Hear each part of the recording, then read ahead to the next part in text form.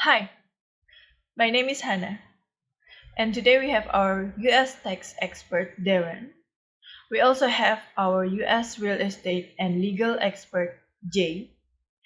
We will be discussing 15 basic concepts that Asian investors need to understand before investing in US real estate. Hai, nama saya Hannah. Hari ini kami memiliki pakar pajak Amerika Serikat kami, Derren. Kami juga memiliki pakar real estate dan hukum Amerika Serikat kami, Jay. Dan kami akan membahas 15 konsep dasar yang perlu dipahami investor Asia sebelum berinvestasi di real estate Amerika Serikat. This podcast channel is about you, successful international entrepreneurs, successful expats, successful investors. Sponsored by ACCA.tax.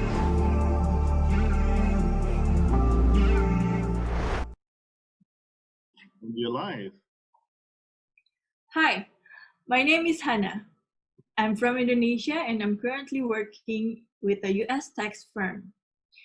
And today we will talk about US property investing for Asian buyers, real estate terminology, with Jay Knight and Derren Joseph. So first, let Jay Knight introduce themselves, please. Yeah, thanks for having me. Yeah, my name is Jay Knight. I'm from San Francisco, California. I have a real estate background, a broker's license for the past 12 years. I graduated from UCLA and then I got my law degree from San Francisco Law School. And I've been in Asia now for almost 6 years, real estate investing and also buying for myself. And today we want to really kind of dive in deeply to some general real estate terms that we hope that will be beneficial to everyone to understand how to invest in real estate in the United States a little bit easier.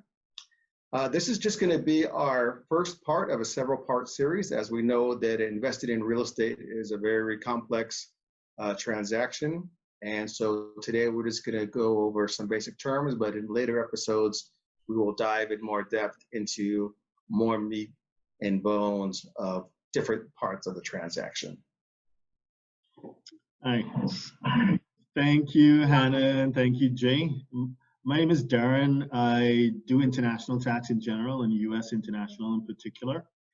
And I guess over the course of the years in which we've been in practice, we have found that many foreign buyers have challenges because they didn't approach it the right way, or they were let down a path or a journey that wasn't the right fit for them. Now, make no mistake, even though I am a qualified tax professional, a U.S. tax professional, this is not about giving tax advice. There's no legal advice here. What we're doing is having a general conversation about general principles, which we hope would inform you when you do sit with a qualified professional that you've retained who understands your circumstances, understands your needs, and will guide you accordingly. So general conversation, there's no tax advice here. There's no legal advice. There's no real estate advice. Just getting the disclaimers out to the way. Thank you. Hannah? Perfect. So right now we're going to talk about common real estate investing terms you should know. The first one is rental property. So Jay, could you explain, please? Sure. Okay. So rental property typically is exactly what it says. A rental property is a separate property that you buy specifically for the purpose of gaining rental income. So this isn't a property that you're going to live in. This isn't a property that you are going to do anything other than but rent it out to derive supplementary income from the money that you receive based on tenants renting out that property. Darren? All right. Darren, you want to add anything to that? No, it is what it says on the can, right? Rental property is rental property. Yeah. Number 2 is short-term rental or vacation rental.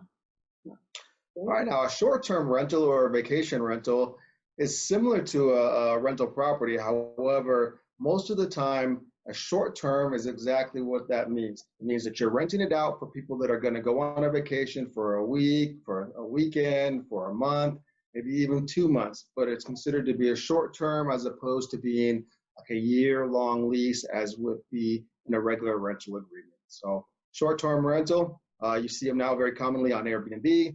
You could even see them on different websites like VRBO, which stands for Vacation Rentals or Buyers Only.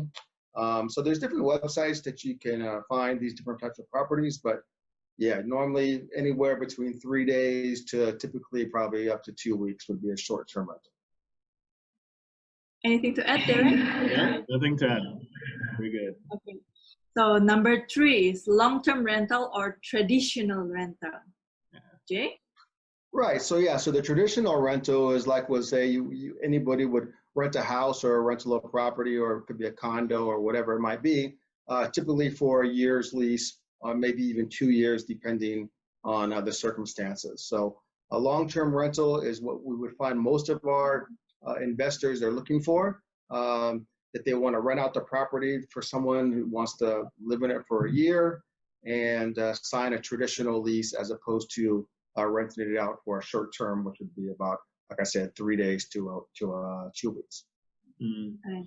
Yeah. So yeah, true. So within the last few years, at least within our practice, we had quite a number of investors who were actually looking on the short-term rental side, a la Airbnb, because the opportunity, especially to manage prices on a day-to-day basis, led to some pretty interesting returns for them.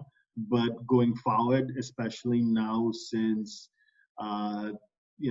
there so many social distancing rules and travel restrictions, I think we would return to that traditional long-term rental, which of course from both a legal and a tax perspective would require a lot of thought because of the implications of it. But yeah. Yeah, I mean, I think that it really will depend on a couple of different factors. I mean, one of the factors will be location, obviously. So if you're investing in a place, say it's Santa Monica, California, which is a very high tourist area, well, then in that case, you probably would want to rent out the property on a short term rather than a long term, because the returns could be quite significant. If you're maybe investing in another place that isn't so much of a high-end tourist place, but it's more of like a residential area, then yeah, maybe the long term would be make more sense because there's not going to be a lot of tourist traffic. I've had several properties in California where I've rented them out on both either short term or long term. I've had properties in Florida near South Beach where I've rented them out on the Airbnb kind of tip and saw some really, really phenomenal short term rentals, which was great. And I've had some that in California, which I rented out on a year-to-year basis, which also worked out well. So it really just will depend on the different factors and also your strategy in terms of what you want to get out of your rental. I see. So no more, you have nothing else to add, Derren? No, we're good, yeah. Okay, so number 4 is equity. Who's going to be first here, Derren or Jay? Jay's a man. Yeah. Okay, sure. Well, equity, yeah, people do kind of confuse equity sometimes, and it can be a little bit tricky. But really, what equity means is the difference in the value between what you owe on the property and what the value of the property actually is appraised for. So let's just take an example. Let's say in 2010, you bought a property for, let's just use easy numbers, $100,000 US dollars, okay?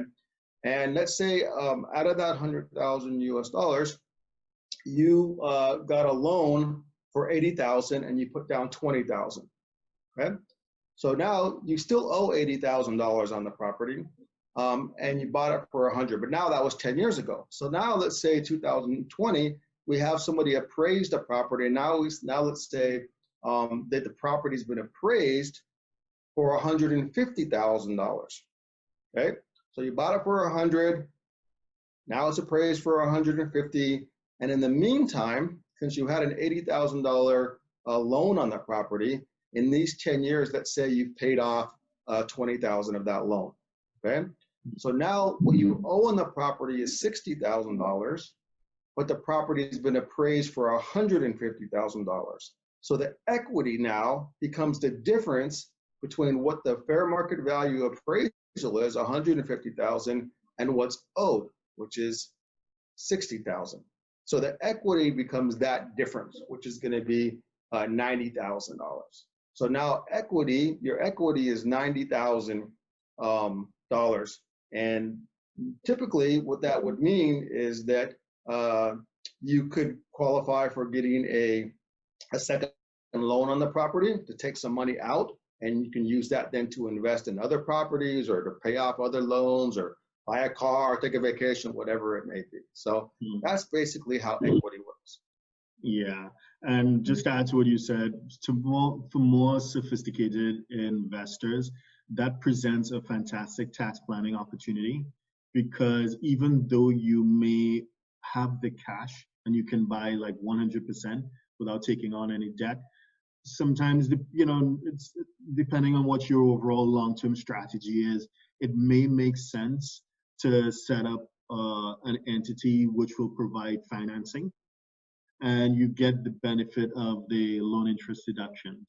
So again, even though you think, well, I have a lot of cash, I can just go in and buy what I want, there are opportunities to think long-term in terms of tax planning, as well as to protect the asset using various structures. So I think the whole conversation around equity is something that deserves a lot of time and investigation, because it's something that could benefit you in the long term. Yeah. Absolutely. Yeah. And we could do a whole episode just on equity sometime too, because there's a lot to cover in that. Exactly. So probably next episode will be equity. And then right now we're going to the most interesting part, which is rental income. So rental income, who's going to go first, Derren or Jay? I'll let Derren take that, since that's such a tax item. Yeah, go ahead, Derren, please. Well, I kind of I see like equity in that it's a term that is open to different interpretations in different contexts. So like even when we're talking about equity, there is debt equity and owner's equity, but typically equity refers to what the original investor puts in as opposed to what they borrowed, right, or what the debt is. But depending on the context in which it's being used, it kind of gets gray. And similarly with rental income, people say rental income, and again, it's very generic. Sometimes they mean gross or net. So with gross income, rental income, and I'm hoping that this doesn't jump into what is further down on the list, but anyway, so with gross rental income, it'll be the amount that you receive from the tenant. So it is before you deduct any expenses. Now, in the U.S., with U.S. tax rules, you're allowed to deduct anything that is ordinary and necessary. Those are the two tests. You align it to that line of business, to the rental property. So that would include stuff like maintenance fees, insurance, property taxes, and whatever. And also a fantastic thing called depreciation, which we probably will touch on later. But the bottom line will be the net income, the net rental income. So you start off with the gross rental income, and you end up with the net rental income. Both of those are important metrics depending on what your strategy is. But of course, from a tax perspective, you're looking at the net rental income. And the depreciation piece is, at least from a tax planning perspective, is like magic, because it potentially allows you to rent out your property and pay no tax because of this concept called depreciation, which we'll probably touch on later. All right. Yeah, I think that pretty much sums it up. I mean, I think everybody that goes in to real estate investing obviously wants to know about cash flow. So I think that, it's a perfectly good explanation that Derren has just given us. And yeah, I mean, that's why we invest, right? I mean, we could be looking at long-term, but we also are looking at for having some cash flow. So that is exactly what number 6 is. Number 6 is cash flow, how much money that we can pocket every month or every year or All right, every Jay. day. Yeah, so like we just touched on, I mean, the reason why we are investors and we want to help investors is because most people are looking to see if they can enhance their cash flow. And so the cash flow is going to be the money that they can derive out of any type of these rental properties. So whether it's a short-term rental, long-term rentals, we want to be able to get our cash flow, which is going to be the difference between what our encumbrances are or what our bills are for that month against whatever our income that we're deriving from these rentals. So basically the difference is what our cash flow is going to be. And of course, this is the whole reason why, a lot of the reason why we go into real estate in the first place is to get our cash flow up. So yeah, and it's there's different ways to do it, and there's different strategies that we can kind of go into next time. But for now, I think, basically cash flow is the money that we're actually pocketing after all of our bills. Yeah, that's gonna be another year. So anything to add, Derren? No, we're good. Okay, so number 7 is pre-approval letter. Pre-approval letter, yeah. So who's gonna explain first, Jay? Yep. Sure. So again, a pre-approval letter is really, okay, so the one thing that I know that a lot of investors, especially from Asia, may be having questions about is that the way things are done in the US as opposed to the way things are done in Asia, which is very, very differently. Because in America, the real estate industry in itself is very regulated. There's a lot of laws that govern it. There's a lot of regulations. And then that also creates a lot of fiduciary duties by those that are involved. So the pre-approval letter actually is usually the first step if you're not going to pay in all cash. If you're going to pay in all cash, which a lot of foreigners do, then you don't need a pre-approval letter because this specifically deals with getting a loan from a bank. And if you're a foreign investor and you're looking to do it all cash, then pre-approval letter is not necessary. But for those that want to go the different route, because there are different options out there available for people that want to invest, and they want to get a loan from a bank to pay for their down payment or to pay for a significant amount of the funds necessary to buy the property, the first step that you need to do is get a pre-approval letter. And what that means is you go to the bank, you show them the different assets that you have, your income, so forth and so on, just like at any other bank in Asia. And they'll verify it, they'll look through it, they'll comb through it. And if they think that you're worthy enough, based upon your income and your assets and so forth and so on, your work history, your credit, they will issue you what's called a pre-approval letter. Now, this pre-approval letter allows you then to find out what type of properties and what price range you are eligible for.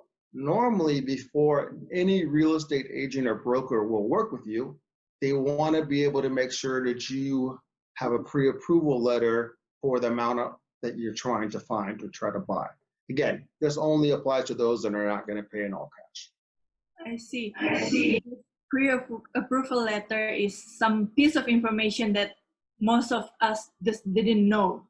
Most of us that never into this business and then right now was trying to get into this business, they didn't know. So thank you for the information. Anything to add, Derren? Just that I've seen clients get financing on both sides. So either they can get it from their local bank in Indonesia, Malaysia, Singapore, or they can get it from a US bank. I've seen either. But in terms of that conversation, again, I think I mentioned structures. One of the things that we are pretty strong advocates of is asset protection. And there are certain ways of holding real estate which protects the buyer more than other ways of holding real estate. And that's one of the things to consider in looking to banks to finance, because sometimes banks aren't big fans of structures. So so my point is that there are implications, not just from a tax perspective, which I've mentioned before, but in terms of just asset protection and personal protection against potential liability and litigation. So it's a conversation to have with whoever your tax advisor, your legal advisors are, before you speak to the bank, before you think about any structures. Just have that conversation. So it doesn't matter if you want, for example, to open a real estate here in Indonesia. If you want to buy real estate here in Indonesia, the pre-approval letter come from either U.S. bank or either Indonesian bank. It doesn't matter. No, this is to buy real estate in the U.S. So In the U.S. So you can, we've seen clients get funding for that acquisition from their Asian bank, Okay. or from a U.S. bank. I see. So Okay, there are different options, pros and cons to each, depends on your strategy, depends on who you are. But, and it's both I've seen possible. Yeah. I see. Okay. So number 8 will be seller's market. So who's gonna do first? Jay, go ahead. Mm-hmm. Okay, a seller's market, right? So if you are the owner of a lot of properties and you want to sell, a seller's market is the market for you, right? Because a seller's market means that there aren't a lot of properties on the market, but there's a lot of buyers who want the properties. And normally what that tends to mean is that the seller can really command the highest price on the market because there's such a shortage in supply. It's basically economics 101, supply and demand. So a seller's market is great for sellers, not good for buyers. And what we saw, in the early 2000s in the US was that what would happen was that you would get these huge bidding wars. People would come in and the price of the property would be $200,000, but they would get 6 offers in the first 2 hours. And now next thing you know, the property is up to 210, 215. You keep raising it, and it'll just create this war because there just isn't a lot of inventory on the market. So seller's market is great for sellers, not so good for buyers, and it really just means that there's more buyers than there is inventory. Basically, okay, you basically just explained number 9, which is buyer's market as well. So because you just explained the seller's market, right now, Derren, can you explain buyer's market? I guess by definition it'll be the complete opposite, where there are a lot more, where the buyers have the balance of power because there are more people trying to sell. Some people argue, of course, like the US is huge, so you can't paint with too broad a brush. But some people are arguing in certain districts, in certain cities, right now it is a buyer's market, especially for those who were on the Airbnb thing. I think it was something like Airbnb saw its US market broken up into 1/3, 1/3, 1/3. So 1/3 of Airbnb hosts own one property. And then another third owned up to, I think 3 or 4 properties. And then the final third was in excess of that, So it was quite a large number of investors who held a decent portfolio dependent on short-term rentals, and they may have been highly leveraged. So little equity, a lot of debt within which they need to service. And now in those spots, they're all trying to offload their properties. And as a result, it's the buyers who have the power and they can negotiate. So the complete opposite buyer's market, which some people think is right now, but not everywhere, but in certain places, yeah. I Absolutely. see. And again, when it's a buyer's market and you got cash, then it's time to buy. Yeah. Step up. It's time to buy. Yeah. So right now, number 10 is appreciation of a real estate property. So Jay? Well, I can take it, or Derren can take it. This is more of a tax thing, but we talked about equity before, and I kind of explained what equity is. Equity and appreciation usually go kind of hand to hand. Normally, when I mentioned before, using that same example, the appreciation is simply this. It's the difference between the price that you bought your property and the price that it's being appraised at today's market. So again, going back to the example I gave, you bought the property in 2010 for $100,000, and today it's being appraised for $150,000. The appreciation is simply the difference between the price you bought it for and the price it's appraised for now. So in that case, it would be $50,000 was what your appreciation would have been. And a lot of investors, they go into it for two different reasons. One, cash flow. Two, appreciation. These are usually the two biggest things why people get into real estate. So the short term is the cash flow, the long term is the appreciation. And in California, at least, the appreciation continues to go up at pretty substantial rates. Yeah, same. Always go up. So, okay, go ahead, Derren. No. Yeah, I was saying that, yes, people are saying there's an economic slowdown, but at the same time, you're right. In certain parts of, like San Francisco or whatever, there is still that increase. It's still going up and up and up. So, that's why I'm thinking you can't paint with a broad brush and say, oh, it's a buyer's market everywhere, it's a seller's market. It really depends on where you're looking at and who you want. What, even within the same city, what demographics? Are you looking at high-end real estate, low-end? It depends. Now, in terms of the appreciation or the increase in value, I think where foreign investors get not confused, but where they get surprised, there's a specific piece of legislation, I think, that came in the 1980s called FRPTA, the Foreign Investors Reproperty Tax Act. As a result of that, when a foreign investor tries to sell, the buyer is legally obligated to withhold 15% of the purchase price, so off the top, and remit that to the IRS. Now, whether or not, but remember, that's off the top, whereas you technically supposed to pay tax on the gain. So the difference, the appreciation, the difference between what you bought it at and what you're selling it for. So that gap, that delta, that's what you're paying tax on. But because of FRPTA, the law assumes that you're going to run away and not pay your tax, I guess. And so it ignores what the delta is and just asks for off the top. And that creates cash flow issues. It creates, some inconvenience to foreign investors. So that's another area in which you probably want to speak to whoever the tax or legal advisor you retain. To, again, when you structure it, when you get into this, you must see it, you must anticipate what's going to happen on the tail end. And there are certain ways of mitigating FRPTA.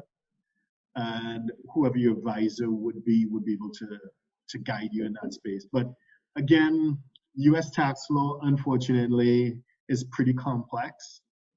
So it is very, very unwise to proceed with both without the guidance of both someone who understands the tax and the accounting, as well as the legal structures, because those skill sets don't exist within the same person. A CPA, an accountant, is very good at tax planning those conversations, but the legal advisor is one that helps you with structuring and protecting the asset and dealing with potential liabilities and stuff like that. So you need to have conversations with two different groups of people, but your advisors will take care of you. So do you mind me asking, if we buy a land or a property, so this property is not rented for 1 year or 2 years, you're still gonna have to pay tax, right? You pay the different types of taxes. So there's income tax, and there's which is a tax that you would only pay on the rental yield. So the rental income, which we've discussed previously, the net rental income after expenses. There is the tax on the appreciation, which we call capital gains tax.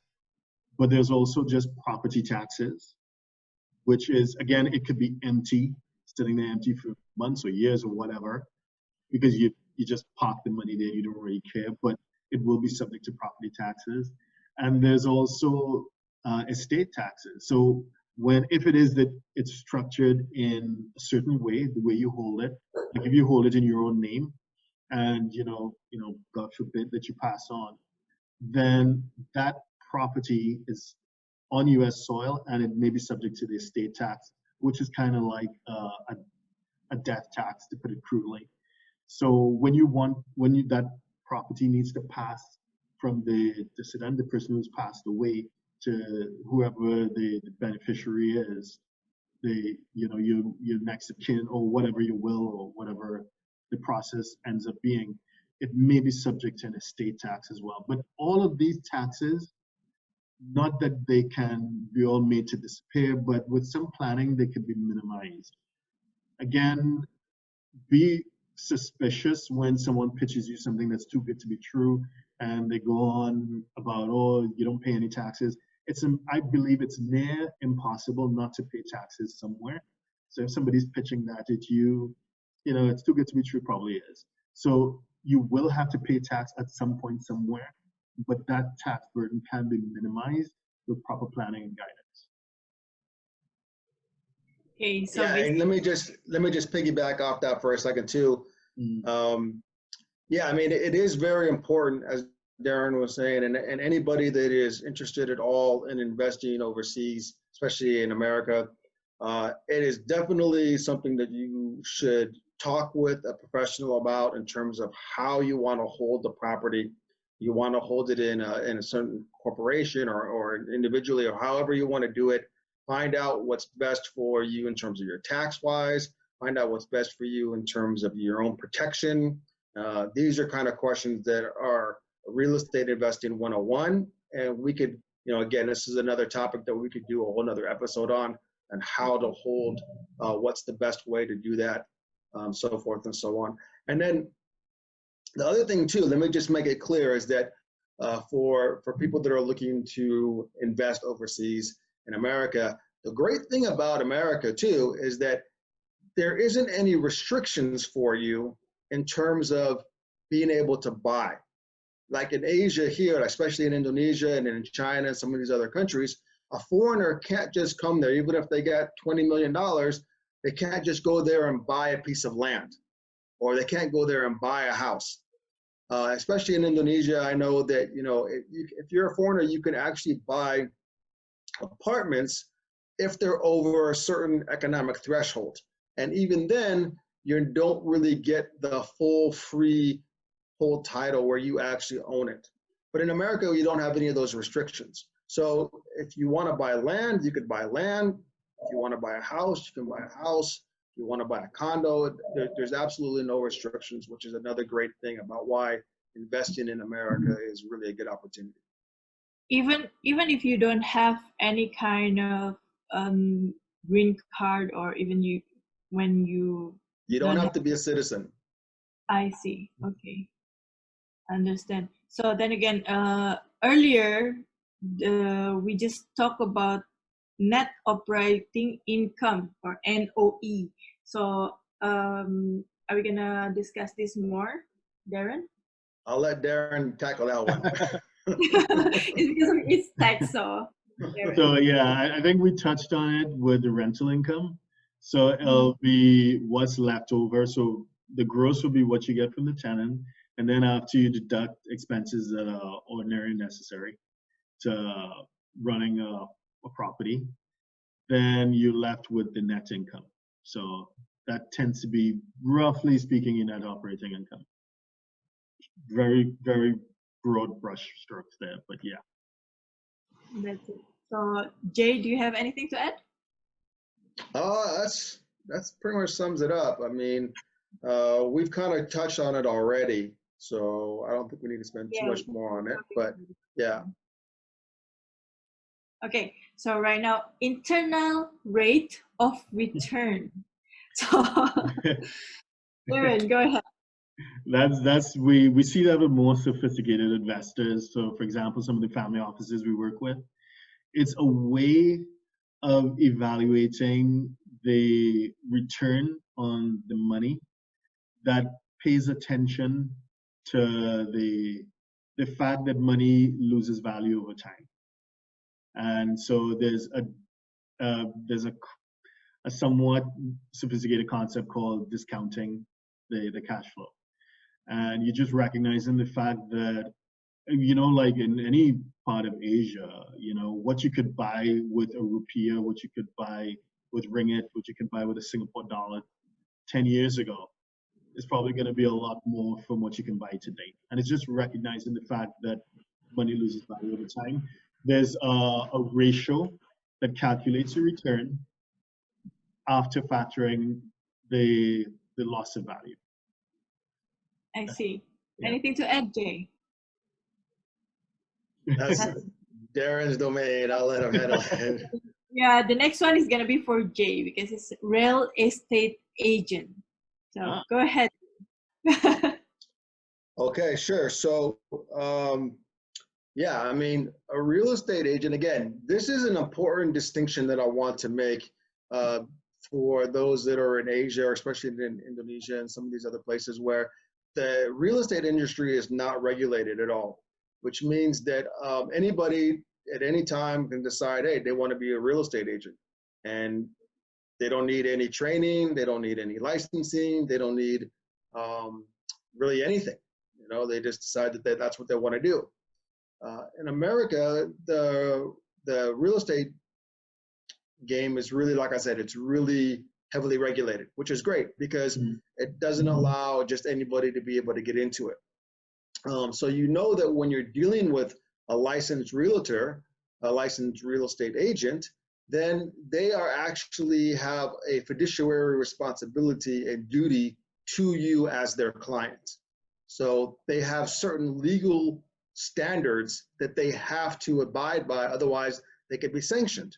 So for a real estate agent, if you feel that he's done something unethical or if they have done something criminally, whatever it may be, there is actually a real estate governing body that you can report them to. And if they're found to have committed any kind of unethical or any kind of egregious acts which violates their fiduciary responsibility to the client, they will be sanctioned. They will have their license either suspended or revoked. So the whole point of this is what I want to get at is that when you have this type of regulation, it really gives you more comfort and more security and more feeling at ease that you have someone that's dealing for you and looking out for your best interest. So a real estate agent is someone that you would hire to help you find whatever type of property that you might be looking for. And again, they are licensed, they are regulated, and they have certain things that they are legally bound to do in terms of serving you. Anything to add there? Yeah, definitely. And I think it's super, super important to make sure that whomever you're dealing with has, is properly licensed and has a capacity to do it. Because especially in Singapore, the rules have tightened since I've been there. I've been in Singapore for 7 years now. So the rules have tightened. When I first arrived in Singapore in 2013, there were people coming from the US, from Australia, or whatever, and selling real estate. And I get the sense that some of them were not licensed to do it. And there were some scandals. People disappeared, or title wasn't properly done, or, just it wasn't a good job. They weren't doing a good job, and there were complaints. But there was no recourse because there was no regulation, right? But now Singapore is regulating it. So those types of people would think twice before coming to Singapore. If they come to Singapore, they want to do things the right way. But unfortunately, Malaysia, not so much, and Indonesia, definitely not. So you get what I term the cowboy types, people who they hold no license back in the US. They prefer, and you can tell because they specifically avoid international markets that are regulated. They won't go to London and do this. They won't go to Paris or Zurich. They won't go to Singapore and do it. But they will come and they'll try to sell in unregulated markets. You'll see them in Ho Chi Minh. You will see them in Jakarta. You may not see them in KL. And they do that specifically because they're trying to avoid regulated environments, and especially when they're not themselves regulated back in the US. So I was dealing with a client just last week, property in Florida. Their real estate agent was properly licensed. So there's a problem with the sale and they have recourse. So they're fine. They feel comfortable. I'm talking to them about taxes. They said, we know that he didn't do what he was supposed to do. Don't worry, we're going to go after him. Not a problem. Whereas I've had a client in Indonesia and they got in a lot of trouble. But when they tried to go after the person, they're not licensed anywhere. They weren't licensed, obviously, in Indonesia. They're not no real estate license in the US. So going after them is a really tall order. But it's important, just to echo Jay's point, you need to see their license and their public websites. If someone says they're a real estate agent, you can check. If someone says they are a US tax advisor, you can check online. Whatever this person claims to be, trust the verify. Yeah. Okay. Yeah, and let's just, anybody who's bought real estate or sold real estate as an investor or just, for their own personal needs, it can be a stressful transaction. There's a lot of different things that go on, so what you really want is to have peace of mind. And this helps you to have peace of mind, knowing that you have a professional that's actually licensed, you have recourse against them, that they can't just disappear into the night, to help you kind of ease yourself through the transaction and sleep well at night. Because, it can be stressful. So absolutely, you want to make sure and check to make sure that a license is valid, it's still up to date, they haven't been sanctioned. And like Derren said, there are websites out there so that you can do that. Perfect. So earlier we were talking about real estate agent or realtor. So right now we're talking about real estate broker. Is there any difference or something like that? Jay, please.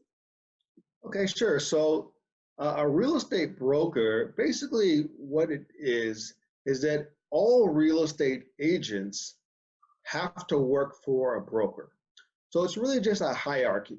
And the real estate broker holds a specific license that is a step above a real estate agent.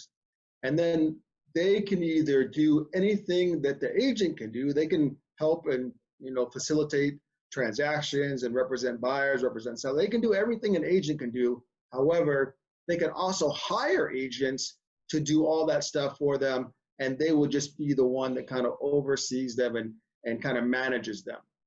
So the broker itself is a step up, but the way it works is that every single agent in the US, or at least in California, they have to work for a broker. They have to go through the broker. So like I said, I've had my broker's license since 2006. And as a broker, I've had agents work for me. I've also been able to do my own deals myself because I have all the rights and privileges that an agent can do. So that's really the difference between the two. And if you are an agent, you can take classes to become a broker. You just need to take a certain amount of classes, and then you have to take a broker's exam, just like when you become a real estate agent. You have to take classes and pass an agent's exam. So it's just like the next step. It's like going from your master's to your PhD. Is anything to add there? Okay, so right now we're talking about in the US side. So we're talking about MLS or multiple listing services. So anything, like Jay, please. Okay, sure. So the MLS, what this means, as Hanna just said, stands for multiple listing service. And what that really means, it's just a platform and a system for where all the properties that are on the market to be bought and sold can be viewed. Now, the way it works is that all the agents and real estate professionals, they have to pay a monthly fee, or sometimes they can pay it yearly, to have access to all these properties. So people that aren't in the system, they don't have access to it. And again, this helps to protect the agents and helps protect the brokers so that everything is within their domain and not at the domain of anybody in the public, okay? So the MLS works, if you are looking for a property, you would hire a real estate agent or a real estate broker, and you give them the parameters of what you're looking for, the area that you're looking for, so forth and so on. And then they have access to this system where they can go in and find all the properties that fit in your criteria, and then they will email you, or however you would like it, send you all the different listings, and then you can see them as well, but it's going to be through that real estate professional. And the MLS is a very, very, it's a very, very useful tool because it gives you all the information you could ever imagine about every particular property. It'll tell you, the uniqueness of it. It'll tell you, the parameters of it, the square footage, does it have a chimney, whatever the thing is about the property. Is it beachfront? Does it have a porch? Everything that you could want, because what will happen is that the selling agent will go in and he'll write all the information to make it attractive to buyers. So everything that you're looking for, you'll be able to have on the MLS. Like I said, it is a paid service. So every real estate professional, they have to pay money to access it, and then they can use that to help find locate properties for the buyers. Now, the other thing too about the MLS, people have to understand, is that it is regional. So for example, in California, if you are looking to invest in a property, let's say it's in Los Angeles, but you also may be interested in renting a property or buying a property that's in San Francisco, the MLSs will be totally different, and there'll be two separate systems, because there'll be an MLS for Los Angeles, and then there'll be an MLS for San Francisco. So there's not a system statewide MLS. It's broken up depending on the different locations. I see. But so this MLS is only California, right? So every state will have their own system, okay? They'll all have a similar system, but it may not work exactly the same. But in California, it's called the MLS. And like I said, it'll be broken up into different areas of California. California is a huge state. So yeah, it'll be broken up depending on maybe the county, maybe the city, just will depend. I see. Okay, anything to add, Derren? Nope, we're good. So the next one is going to be Escrow. Jay? Okay, so again, this is a topic that we really should spend a whole other episode just simply going over what escrow is, because it is a very, very crucial part of the real estate transaction. And again, this is one of the great things about the way it's done in America, is that the escrow is really a third-party intermediary that helps to facilitate the whole transaction. And why that's important is that unlike, again, some other places where you don't have this third-party intermediary, you are more susceptible to being conned or more susceptible for something that goes wrong outside of your control, that you don't have any kind of recourse because you're not in control of the transaction. Here, the escrow is a company that works for both the buyer and the seller. It works as an intermediary between both of them, a liaison between both of them, and it helps to facilitate the transaction so everything is done legally, ethically, and smoothly. Yeah. Go ahead. And this again gives that extra layer of security, of mental ease, to take away the stress of the transaction so that you don't have to do it. That's why they're there. And again, they're not working for the buyer, they're not working for the seller. They're a third party that's working for the completion of the transaction. I see. Anything to add there? And I think that's one of the red flags that buyers should look for when they're buying into U.S. property, when whoever their agent is on the U.S. side doesn't want to use escrow, and they just say, no, you just send the cash to my account. I'll handle it. I'll take care of you. Red flag, get very scared, get very, very, very nervous. There's a proper way of doing it, and if that person is not doing it the right way, be afraid. Is that oh, go ahead. Okay, is that only in US this happening, or also in Asia this thing happening? I haven't seen it in Indonesia or in some of the other places, but again, it's possible. It's possible, but I don't think it's a very common way of doing it. In Indonesia, at least, in the times that I've purchased property, there hasn't been anything of an escrow company whatsoever. And it's usually everything is handled by one side, and that could, doesn't mean that it will, but it could lead to potential issues. So because you really don't have, you don't have any control over it.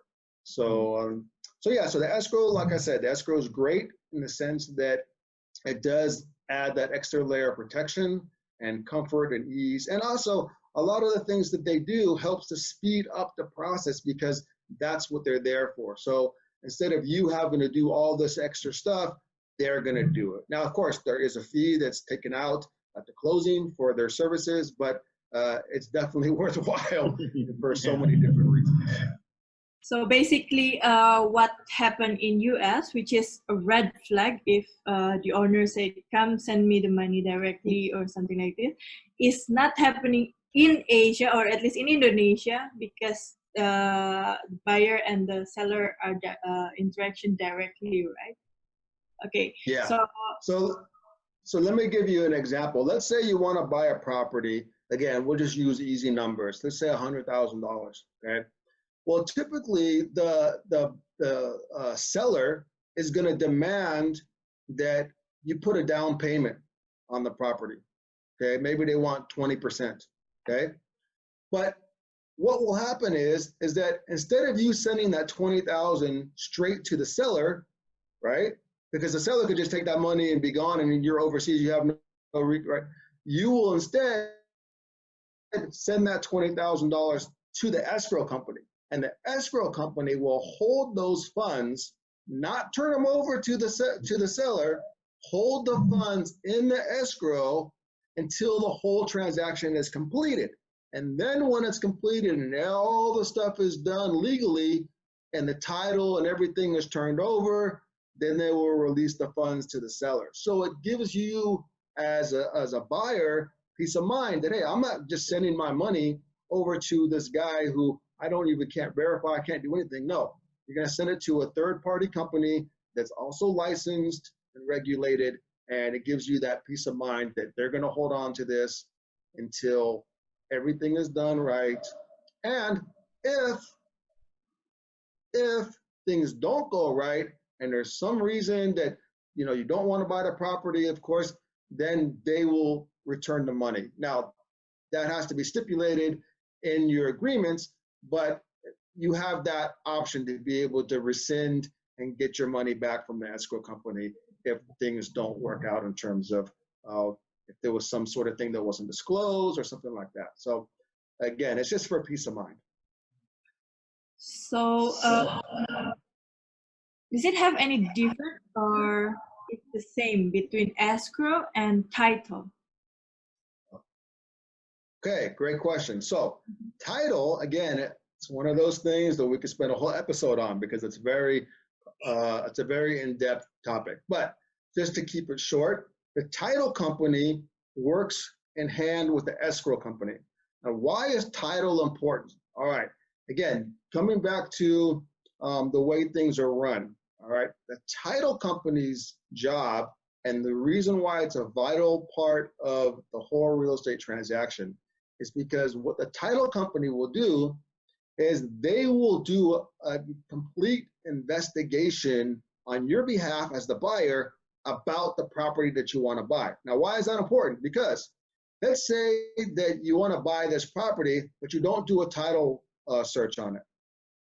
You buy the property, but once you buy the property, you didn't realize, because nothing was ever researched about it, that the property actually was sold to you and it had a judgment against it for $100,000. Well, now you're responsible for that judgment. Or maybe it was sold to you and the previous owner never paid his property taxes. So maybe there's a $20,000 property tax bill on the property that you bought, and now you got to pay that property tax. So what the title company does is it goes and it researches all the history of that property, all the way back from the original transaction. So it could be 20 years, could be 3 years, could be however long, and how many times it was bought and sold, everything on there to make sure that there's no judgments on the property, there's no unpaid taxes. If it's a condo, there isn't any unpaid homeowners association dues, that the title is free and clear, that there's no encumbrances on the property. So this is really, really crucial. Or they want to just make sure that the person who says he's owns the property actually owns it. So like I know in a couple of situations here in Indonesia and Lombok, there's all kinds of questions about who actually owns the property. And people will sell the property that they don't own, or they think they own it in good faith, but then they sold it because they thought they owned it, and then there'll be another person that'll make a claim on the property because there isn't any kind of title search or title history done, right? So the title company job is to really protect the buyer and make sure that everything about the property is known and is disclosed, and that there isn't any issues. And once they do that, what they do is they will give you an abstract of title, which is basically a summary report of all the different things about that property, which is incredibly useful. And again, like I said, they will work hand in hand with the escrow company, so the escrow and title will work together to help facilitate and make sure everything is done legally and ethically and correctly. Yeah, to add on to what Jay say, actually in Indonesia, there is some area in Indonesia who are actually a land or a property say, hey, I'm gonna sell you this. And then with the papers and all, but then again, when you already buy the property and there's other people came and say, no, this is still my property. Look at this is the papers and all. So you cannot say anything about it because the government will defend this guy. So I'm still confused about that. So yeah, the title is probably most important thing to do here in Asia, not only in Indonesia, but in all Asia. Yeah. I think it's more important also in US. Yeah, because the same things could happen, and this is just a way to safeguard against those things. And then the final part of that would be what the title company will do. It will sell a title insurance. Okay, so a title insurance will be a policy, just like a life insurance policy or any kind of other policy, which will insure you against any kind of future or current litigation that's going on about the ownership of the property, as you kind of just mentioned. So if you have the title insurance, then you're indemnified against any of these types of issues. So again, the title company plays a really, really pivotal role, and a very necessary role. Anything to add, Derren? No, he's got it all. Yeah. So I guess that is our last question. The title. Okay. All right. Thank you so much, Jay, for coming and then attending this event, and then Derren, thank you so much too to you. Yeah. So, looking forward to the next one. Yeah. Thank you so much for having me. There's a lot that we covered, but trust me, there is a lot more that we still need to cover. But hopefully, this gave people that are interested a little bit better idea and understanding of how buying overseas works, some of the terms. Hopefully this helped break that down a little bit more, and also gave them some ideas in terms of why it's important to have real professionals to count on when they're trying to do this. Please let us know if you want to have another episode. I mean, like you guys that listening to this too, please let us know if you want another episode of either one of the question that I asked Jay or Derren. Thank you so much for Absolutely. everyone to attend this meeting, and then Thank that's you. it. Thank you. Bye. All right. Thank you.